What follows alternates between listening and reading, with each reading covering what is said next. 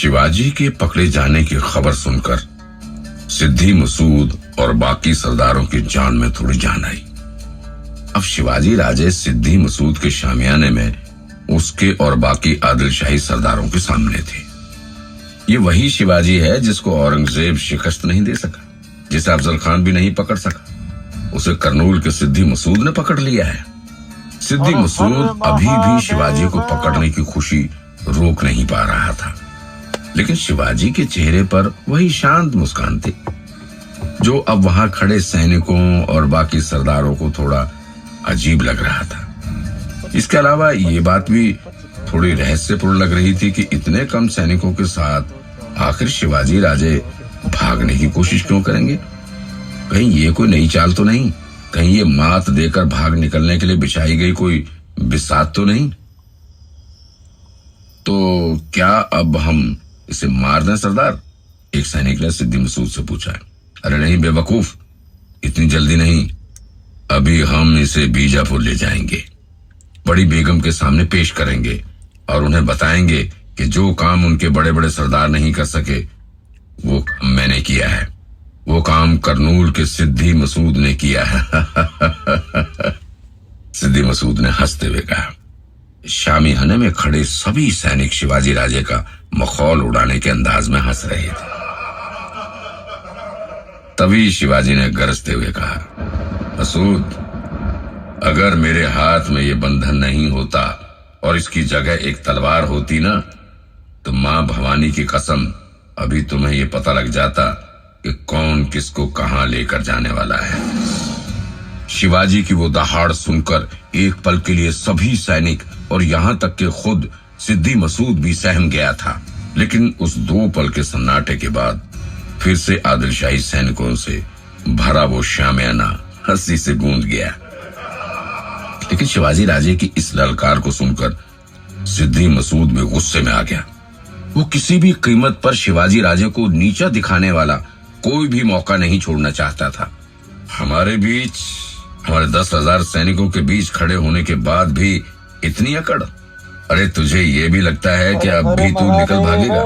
ठीक है, ये ले और अब बता कि यहाँ से कैसे भागेगा। ये कहते हुए मसूद ने शिवाजी राजे की ओर एक पुरानी टूटी सी तलवार फेंक दी और उनके बंधन खोले जाने का आदेश दिया। सैनिकों को समझ नहीं आ रहा था कि आखिर मसूद क्या करने वाला है। हाथ में तलवार आते ही शिवाजी मसूद के ऊपर टूट पड़े। वो तलवार भले ही टूटी हो, लेकिन शिवाजी के हौसले इतने मजबूत थे कि उसमें टूटी हुई तलवार आड़े नहीं आ रही। फिर भी बार बार मसूद ही शिवाजी पर भारी पड़ रहा था। तभी फजल खान शामियाने में आया। बार बार मसूद शिवाजी राजे को उस युद्ध में हरा दे रहा था। ये बात फजल को हजम नहीं हो रही थी। आखिर उसने शिवाजी राजे का शौर्य और उनका तेज महसूस किया था। अब उसे बंदी बनाकर राजे के सामने लाया गया था। फजल खान, तुम तो शिवाजी की कितनी तारीफ कर रहे थे कि शिवाजी को पकड़ना मुश्किल है, परिंदा भी उसके पास से पर नहीं मार सकता है।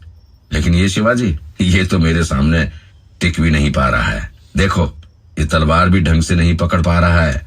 सिद्दी मसूद ने फजल खान की तरफ व्यंग्यात्मक मुस्कान के साथ देखते हुए कहा। फजल खान, जिसने शिवाजी राजे को युद्ध भूमि में लड़ते हुए भी देखा था, उसे तुरंत शक हो गया था कि सामने खड़ा ये इंसान शिवाजी तो नहीं है। इतना सुनकर सिद्दी मसूद चौंक गया। फजल खान आगे बढ़ा और शिवाजी राजे की जिरे टोप पगड़ी को उतार दिया। अब सच सबके सामने था। सामने खड़ा आदमी शिवाजी था ही नहीं, वो तो कोई और था। कौन हो तुम? सिद्दी मसूद ने लगभग चीखते हुए कहा। शिवाजी के चेहरे पर अब भी एक मंद मुस्कान थी। शिवा कासिद। शिवा कासिद ने हंसते हुए कहा। शिवा कासिद के इतना कहने के बाद पूरे शामियाने में मातम का सन्नाटा पसर गया। सिद्दी मसूद तो ताज्जुब में था कि हूबहू शिवाजी की तरह दिखने वाला शख्स शिवाजी है ही नहीं। तुम्हें कैसे पता चला फजल खान कि ये शिवाजी नहीं है? सिद्दी मसूद ने फजल खान की तरफ देखते हुए कहा। मसूद, अगर इस शामियाने में शिवाजी होता तो तुम्हारा सर इस टूटी तलवार से भी कब का धड़ से अलग जमीन पर गिर चुका होता। अब सिद्दी मसूद के चेहरे से वो खुशी की लहर काफूर हो गई थी जो अब से कुछ देर पहले तक देखी जा सकती थी। वो ताज्जुब के साथ साथ अपनी इस गलती के लिए लज्जित भी हो गया था। आखिर इतनी बड़ी भूल और सिद्धि मसूद से, आखिर ऐसी कौन सी योजना शिवाजी राजे ने बनाई थी कि एक बार फिर दुश्मनों की आंखों में धूल झोंक कर भाग निकलने में कामयाब हो गए थे। अब सिद्धि मसूद और उनके साथियों के हाथ में शिवाजी का एक हमशक्ल था, जिसके बारे में उन्हें कोई खबर ही नहीं थी।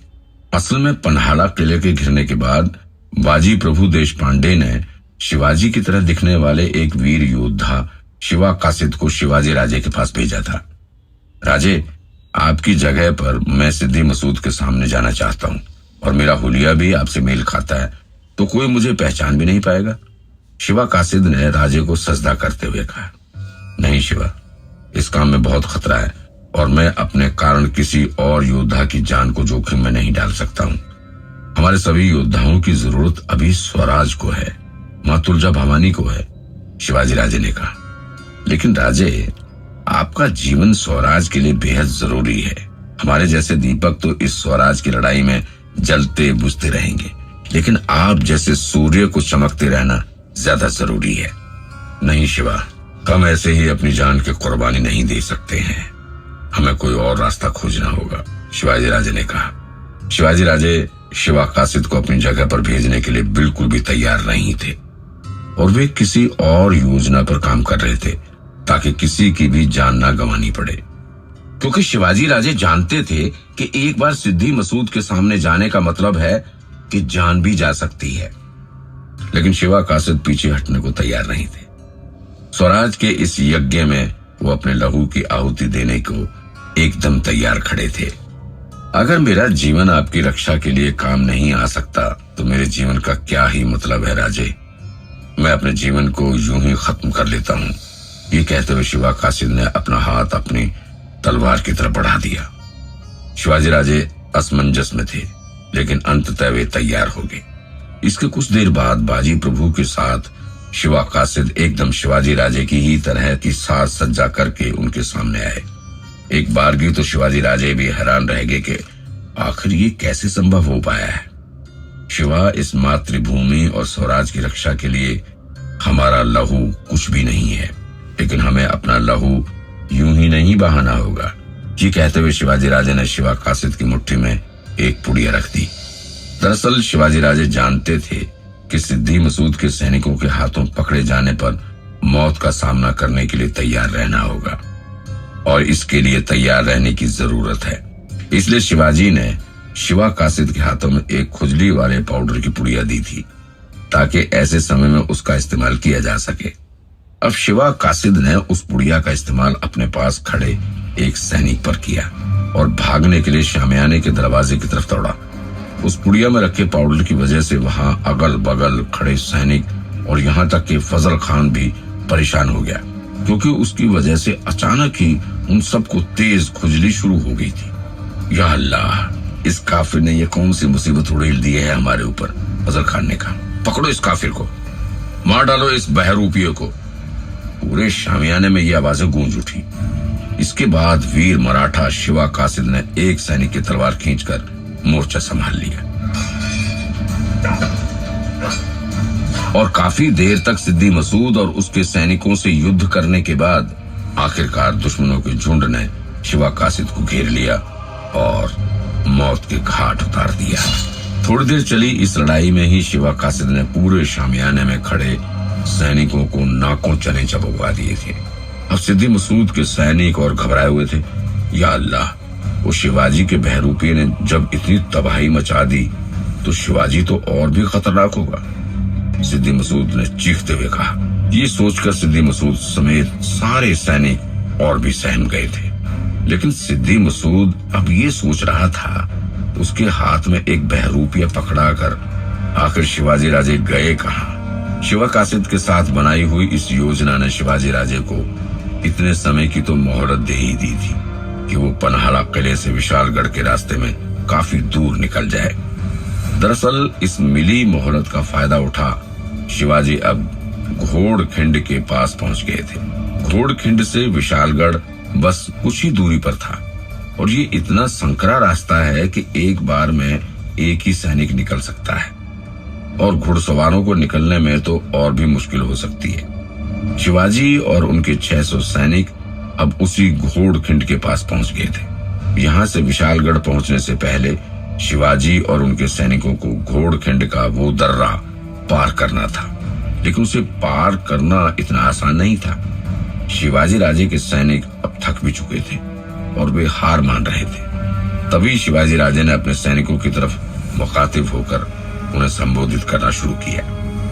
हम भले ही संख्या में कम हैं, लेकिन हमारे ऊपर मां तुलजा भवानी का हाथ है। हम स्वराज के लिए लड़ रहे हैं, इसलिए हमें डटे रहना है, हमें साथ रहना है, हमें साथ मिलकर आदिल शाही सल्तनत को उखाड़ फेंकना है।